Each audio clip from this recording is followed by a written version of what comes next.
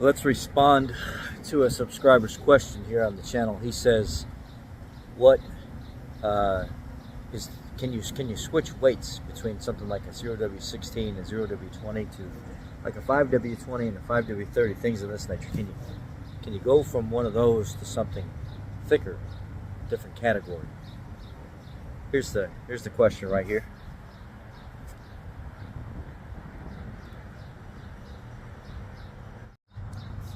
Now, I want to say good morning.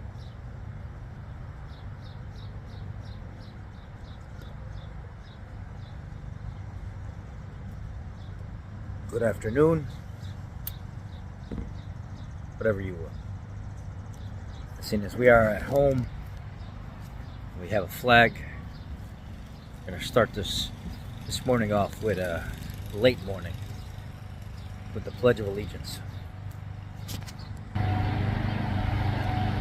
The Pledge of Allegiance. I pledge allegiance to the flag of the United States of America and to the republic for which it stands, one nation under God, indivisible, with liberty and justice for all.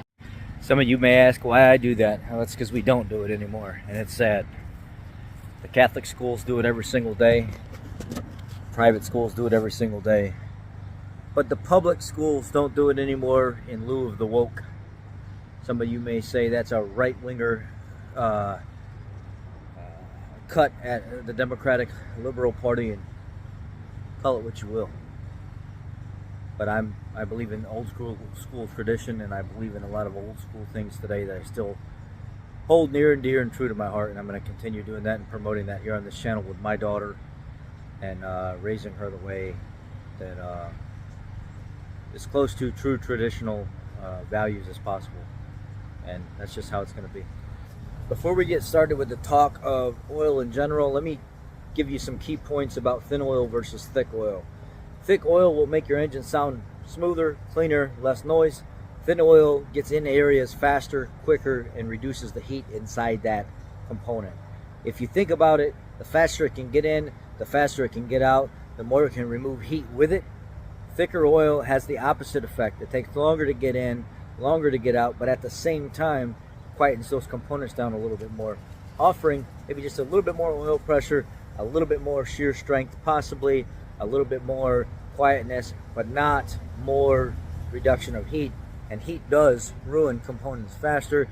There has to be that fine line between the two. Now, to get to the question at hand on can you switch between oils, 0W16, 0W20, 5W20, 5W30, the answer to that is yes, people are doing it. The thing that throws people off is what could be the consequence if you go from a 0W16 in like a Toyota to a 5W20, 5W30.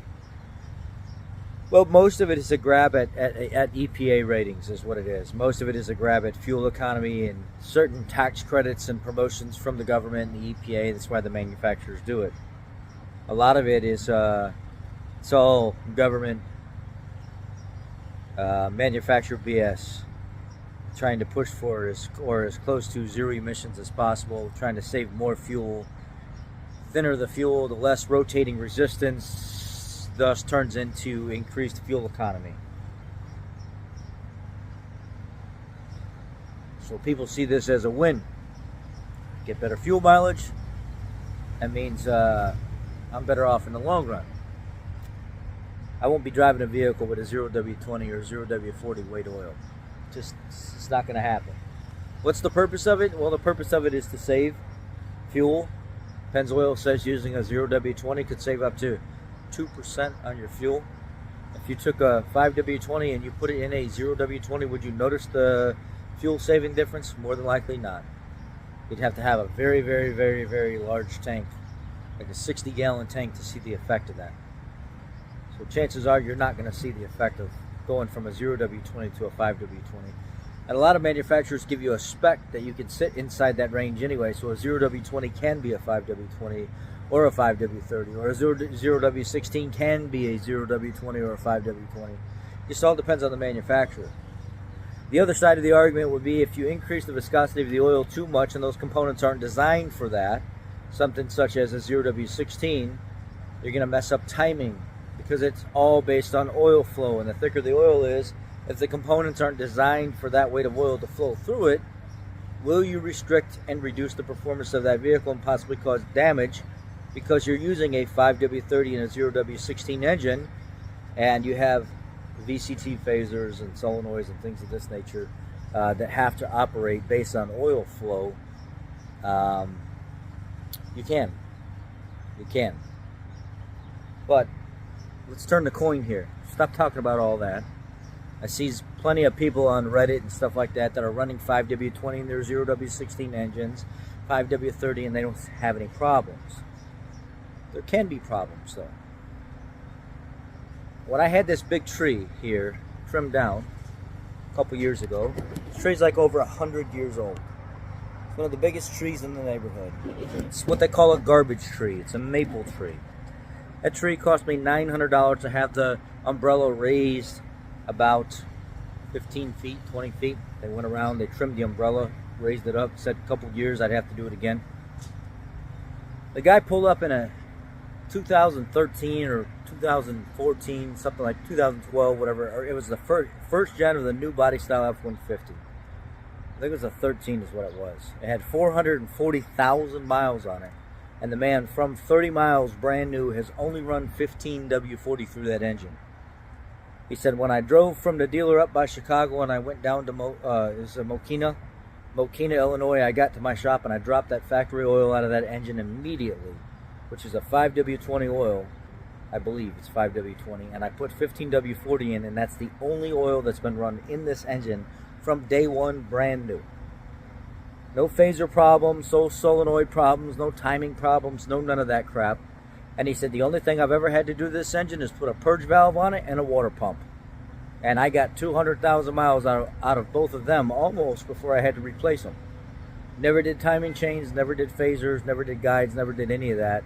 A 3.7 liter naturally aspirated engine. It's got 440,000 miles on it. It still runs like it's brand new and it's crystal clean inside. Because I change the oil every 4,000 to 5,000 miles. I run 15W40. I keep good fuel in it, and I keep the thing maintenance. And I've never had to use a 5W20 that Ford calls for. Just take care of my vehicle. And I run a good, solid, thicker oil in it. Yeah, I have reduced fuel economy.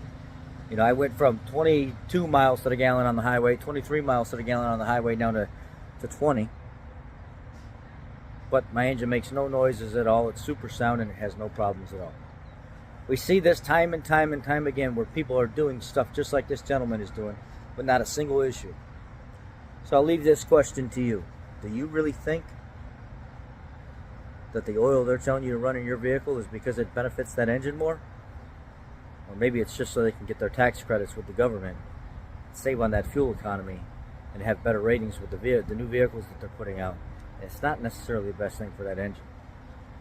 I'll leave that up for you to decide. Y'all have a great day. Happy Mother's Day.